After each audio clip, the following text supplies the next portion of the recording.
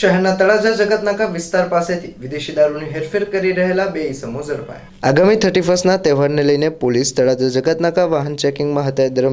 વાહન ચેકિંગ દરમિયાન એક એક્ટિવા મોટરસાઇકલ ઉપર બે ઈસમો રામંદ્ર મંદિર તરફથી આવતા હોય જે બંને ઈસમને ઊભા રાખી એક્ટિવાની ડિક્કી ચેક કરતા એક્ટિવાની ડિક્કીમાંથી ભારતીય બનાવટની ઇંગ્લિશ દારૂની 3 નંગ બોટલ મળી આવી હતી અને બંને આરોપીની અટકાયત કરી પાસ પરમિટ અંગે પૂછપરછ કરતા પાસ પરમિટ ન હોવાનું જણાવ્યું હતું, જેને લઈને પોલીસ દ્વારા અભયસિંહ જયસિંહભાઈ બારડ અને મહેન્દ્રસિંહ દેવસિંહ સોલંકીને ઝડપી લઈ ઇંગ્લિશ દારૂની કુલ 3 નંગ બોટલ જેની કિંમત 990 રૂપિયા અને મોટરસાઇકલ એક્ટિવાની કિંમત 20,000 રૂપિયા ગણી કુલ 20,990નો મુદ્દામાલ કબજે કરી ગુનો નોંધી કાયદેસરની કાર્યવાહી હાથ ધરી છે।